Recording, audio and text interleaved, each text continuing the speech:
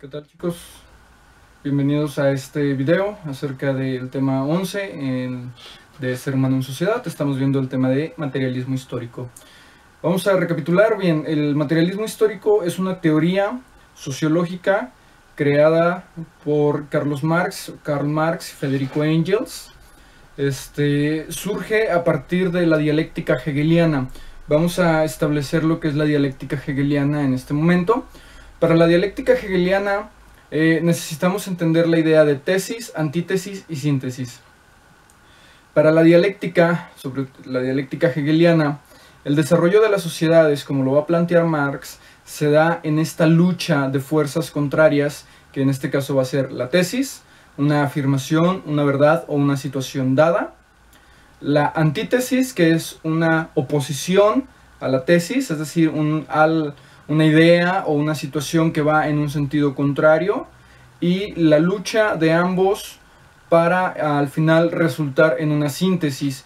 La síntesis no es algo nuevo, la síntesis toma partes de la tesis, de la antítesis y las conjuga. Es decir, no podemos agarrar una sociedad ya dada y tratar de reformarla desde cero o al 100%, es imposible. Siempre tendremos las bases de nuestra tesis con las reformas que se puedan lograr de la antítesis.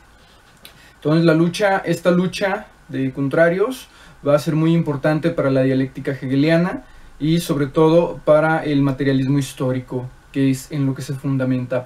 Vamos a hacer un poco de historia, de antecedentes, para entender cómo surge el materialismo histórico y en general toda la teoría de Karl Marx. Recordemos que en finales del siglo XVII, siglo XVIII, surge lo que es la Ilustración y con ella la Revolución Francesa. En la Revolución Francesa, la burguesía logra hacerse con el control del gobierno francés y esto va a dar pie a varias situaciones. La primera, la separación de clases sociales en burguesía y proletariado. La segunda es una industrialización de algunos países como Inglaterra o como la misma Francia, lo cual va a provocar migraciones del campo a la ciudad, lo que evidentemente va a hacer crecer las ciudades como tal.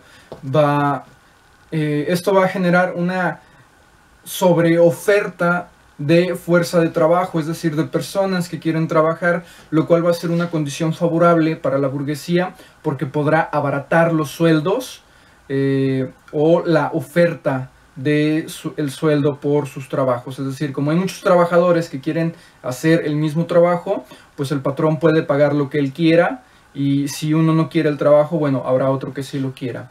Entonces, vamos a entender dos conceptos claves de la teoría de Karl Marx y Federico Engels. La primera es enajenación. La enajenación, el diccionario la define como una distracción o no estar prestando atención a algo. Y el proletariado es la clase trabajadora. Cualquier persona que trabaje para alguien más es un proletario, no importa a lo que se dedique. Es decir, si un doctor trabaja para alguien más, ese doctor es un proletariado. Si un maestro trabaja para alguien más, ese maestro es proletariado. La gente de las fábricas, la gente que se dedica a fabricar cualquier cosa en líneas de producción, etcétera, siempre que trabaje para alguien, es un proletariado. Proletariado no necesariamente va ligado a una clase social en particular, o no por lo menos a una situación económica. Hay gente proletaria que gana muy bien, que incluso gana más que un burgués o un capitalista. Bien, entendiendo ya los conceptos de enajenación y proletariado, hay que definir cómo el materialismo histórico plantea la sociedad. Para el materialismo histórico, la sociedad es la conformación de una infraestructura que se basa en medios económicos, materiales reales, como precisamente el mercado o el Estado. ¿Qué es la infraestructura? Son las relaciones de producción. Las relaciones de producción y las fuerzas productivas, es decir, cómo interactúan las personas que producen las cosas necesarias para la sociedad y esas personas que producen, cómo lo producen, qué tanta fuerza de trabajo invierten, qué tipo de herramientas tienen, qué tipo de fábrica tienen, si es manual, si es ya más industrializada. Eso determinará algunos costos en cuanto a las fuerzas de producción, es decir, en cuanto a los productos en sí mismos. Todo esto, la infraestructura, la forma en que se relacionan y en que se producen las cosas dentro de una sociedad, va a determinar la superestructura. La superestructura es la ideología, es la política, es el modelo económico, es el modelo educativo, es incluso la religión, todas las cuestiones culturales, ideológicas, intangibles, es la superestructura. Sobre todo la política, la educación y el modelo económico. Hay un tercer concepto que es el determinismo económico. ¿A qué se refiere el determinismo económico? Es muy sencilla. La vida material determina la vida social, es decir, mientras la infraestructura no cambie, mientras las relaciones y las fuerzas productivas sigan siendo las mismas, la superestructura no va a cambiar. Es decir, vamos a poner el ejemplo de la sociedad esclavista. Las relaciones de producción, las fuerzas productivas en la sociedad esclavista son los esclavos.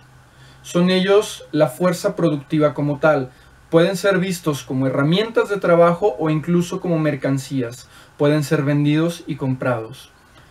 Esto va a determinar una superestructura, una ideología política donde el esclavismo es legal, es bien visto y se sigue sustentando. Entonces, el modelo educativo, de igual manera, se educará a las personas para que entiendan que hay personas que son por naturaleza esclavas y por naturaleza esclavistas. Mientras la sociedad de esclavos no se rebele en contra de los esclavistas, es decir, mientras las fuerzas productivas no cambien en ese sentido, no se genere esta antítesis, la superestructura seguirá igual y esa sociedad nunca va a cambiar. A eso se refiere el determinismo económico. Mientras las fuerzas productivas no cambien, la superestructura seguirá siendo siempre la misma. Para que se dé una síntesis, tiene que existir primero la lucha de clases. Para que se dé la lucha de clases, primero tienen que cambiar los modos de producción, las relaciones, modos y relaciones de producción y las fuerzas productivas como tal. Es decir, tiene que cambiar la infraestructura para luchar con la superestructura y crear una nueva sociedad, formando una síntesis. Bien, esto es algo muy breve del materialismo histórico. Espero hayan quedado claros los conceptos. Muchas gracias, jóvenes. Nos vemos en el siguiente tema.